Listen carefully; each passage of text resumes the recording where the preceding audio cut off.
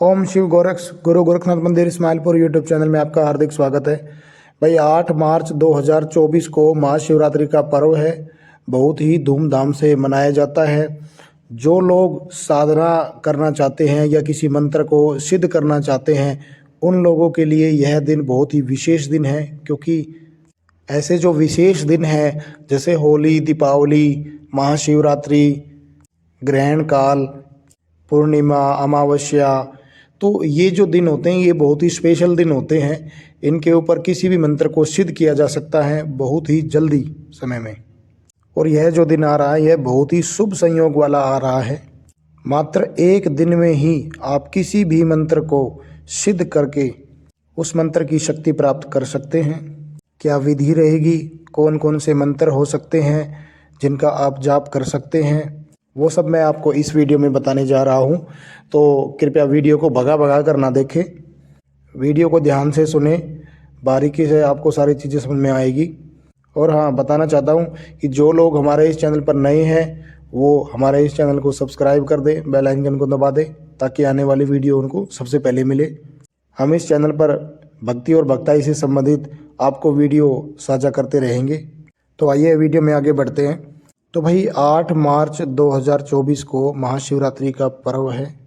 तो इस दिन जो यह दिन है, आप अगर ये सोचते हैं कि आप मंत्र को दिन में आप सिद्ध कर लेंगे, नहीं, आपको रात को ही मंत्र का जाप करना है। रात में ही मंत्र आपका सिद्ध होगा। जैसे बोलते हैं ना शिवरात्रि, शिव की रात्रि, तो शिव की रात्रि में ही मंत्र सिद्ध होगा, दिन में नहीं होगा। तो इस दिन रात्रि में ही मंत्र सिद्ध करने का विधान माना जाता है, इसलिए आपको दिन में कोई साधना नहीं करनी है, आपको रात्रि काल में ही साधना करनी है।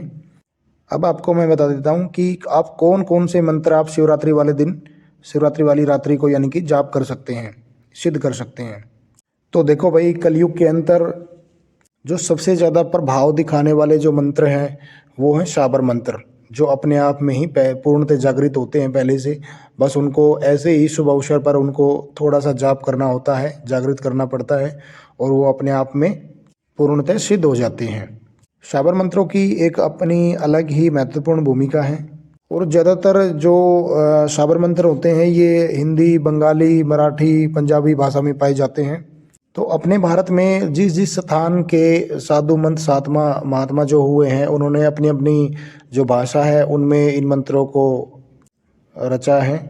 वैसे तो जितने भी शाबर मंत्र हैं उनके रचयिता गुरु गोरखनाथ जी हैं, परंतु उनके द्वारा रचयिता होने के बाद ये मंत्र जब हमारे साधु संतों के पास आए हैं तो उन्होंने इनको अपनी अपनी भाषा में इनको थोड़ा इनको अपनी अपनी भाषा में झलक डाल दी है। तो कई बार आपको कुछ शाबर मंत्रों में आपको गुजराती दिखेगी, कुछ में आपको मद्रासी दिखेगी, कुछ में आपको पंजाबी दिखती हैं, कुछ में आपको हिंदी दिखती हैं, कुछ में बंगाली दिखती हैं। तो इस तरह से अलग अलग भाषाओं का उसमें झलक देखने को मिलेगा आपको। सिर्फ शाबर मंत्र ही ऐसे हैं जिनको भगवान शिव ने किलित नहीं कर रखा, बाकी सभी मंत्रों को किलित कर रखा है।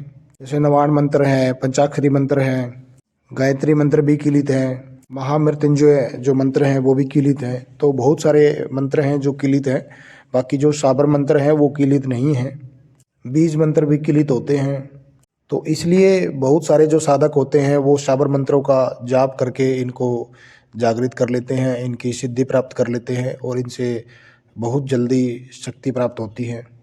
अगर आपको जल्दी ही कोई सिद्धि या साधना मार्ग में उतरना है तो आपको शाबर मंत्र आपको जाप करने होंगे, क्योंकि शाबर मंत्र का जाप करने से आपको बहुत जल्दी सिद्धि प्राप्त हो जाएगी।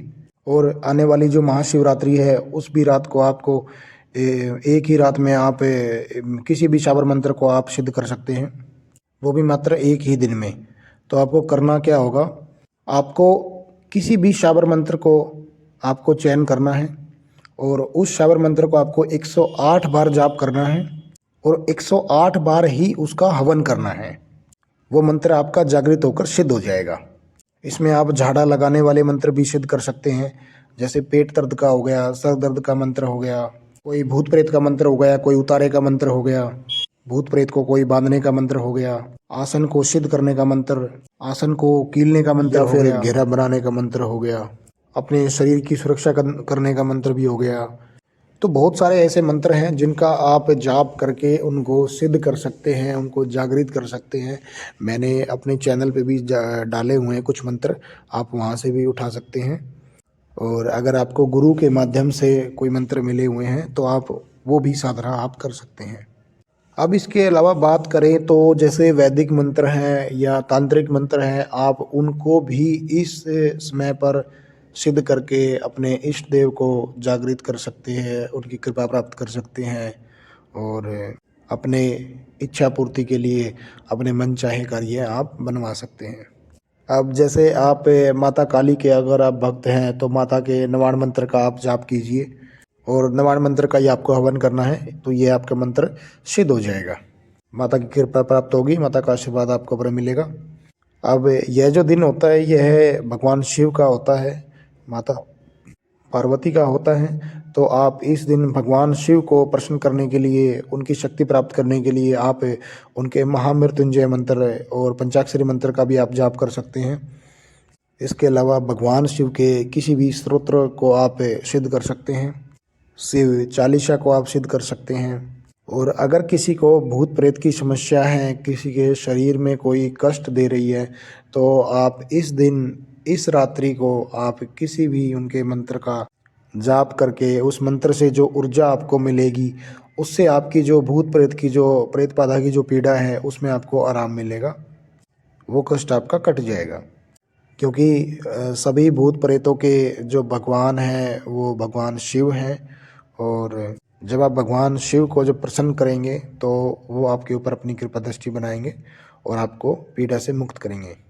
क्योंकि भगवान शिव के आदेश को कोई भी देवी देवता, कोई भी गण प्रेत, भूत प्रेत, पिशाच, जिन, कुछ भी, चाहे वो नेगेटिव शक्ति हैं चाहे वो पॉजिटिव शक्ति हैं, वो उनकी बात को नहीं काट सकती हैं।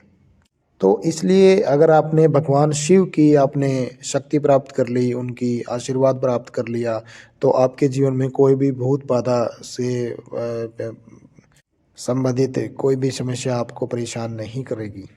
तो महाशिवरात्रि वाले दिन आप अपने सामर्थ्य के अनुसार भगवान शिव की और माता पार्वती की आप पूजा करिए।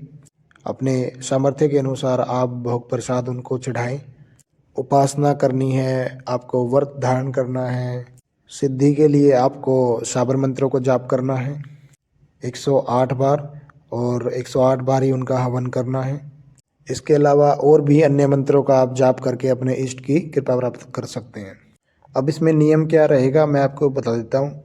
नियम रहेगा, आपको शिवरात्रि वाले दिन आपको ब्रह्मचर्य का पालन करना है, आपको सात्विक भोजन लेना है, फलाहार लेने हैं, आपको तामसिक भोजन नहीं ग्रहण करना है।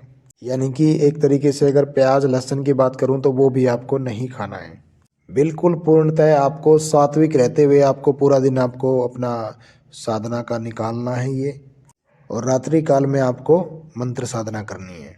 अगर आपको कोई मंत्र ना मिले तो आप अपने गुरु मंत्र का भी आप जाप कर सकते हैं, उसका भी आप हवन कर सकते हैं। क्योंकि गुरु मंत्र ही सर्वस्व होता है और सारी जितनी भी शक्तियाँ होती हैं वो आपको गुरु के माध्यम से ही आपको प्राप्त होती हैं। तो आपको गुरु मंत्र भी आप कर सकते हैं, गुरु मंत्र से भी आपको अनंत शक्तियाँ आपको मिलेगी। बाकी अन्य भी आप मंत्र का उच्चारण आप कर सकते हैं, उस मंत्र को भी सिद्ध कर सकते हैं। तो इस साधना में ज़्यादा कोई विधि नहीं है, मैंने आपको बता ही दिया है। आप अपनी सामर्थ्य के अनुसार आप अपना भोग प्रसाद भगवान शंकर को आप लगाकर अपनी साधना शुरू कर सकते हैं। और हवन करने के बाद आप क्षमा याचना जरूर करेंगे और अपनी जो भी आपकी इच्छा है वो उनके सामने ज़रूर प्रकट करेंगे, ताकि भोले बाबा आपकी वो इच्छा सुने और उसको जल्द से जल्द पूर्ण करें। और हाँ, अगर आप कोई अनुष्ठान उठाना चाहते हैं, जैसे 21 दिन का, 41 दिन का, 51 दिन का, 108 दिन का, तो वो भी आप उठा सकते हैं। जैसे मान लो भगवान शिव का पंचाक्षरी मंत्र है, ओम नमः शिवाय है, तो आप ओम नमः शिवाय जो मंत्र है आप इसको अगर 41 दिन, 21 दिन आप अगर आप जाप का अनुष्ठान उठाना चाहते हैं तो महाशिवरात्रि से 21 दिन आप अगर आप जाप का अनुष्ठान उठाना चाहते हैं तो महाशिवरात्रि से आप शुरू कर सकते हैं वो। तो इस तरीके से आप अपनी साधना को सफल बनाएंगे। तो भाई महाशिवरात्रि का जो ये पर्व है, ये किसी भी साधक को खाली नहीं जाने देना है। आप सभी को अपने किसी भी मंत्र का आपको जाप करके आपको सिद्ध जरूर करना है उस मंत्र को, ताकि आने वाले भविष्य में वो आपकी सहायता बने। क्योंकि महाशिवरात्रि का बहुत बड़ा पर्व है, बहुत बड़ा दिन है। तो मैं आशा करता हूँ दी हुई जानकारी से आप संतुष्ट होंगे। अगर वीडियो अच्छी लगी है तो और भी लोगों तक शेयर करें, क्योंकि ऐसी ऐसी जानकारी अगर सुनी है और आप दूसरों तक अगर आप शेयर नहीं करते हैं तो आपको क्या पुण्य मिलेगा। तो अगर आपको पुण्य प्राप्त करना है, भगवान शिव की आपको शक्ति प्राप्त करनी है, तो आप इस वीडियो को ज़्यादा से ज़्यादा लोगों तक शेयर करें, ताकि आने वाली शिवरात्रि को आपको कुछ ना कुछ भोले बाबा की तरफ से आपको शुभ समाचार आपके लिए मिले। और मैं कामना करता हूँ कि आप सभी कुशल मंगल रहें, भगवान शंकर आपकी झोली भरते रहें।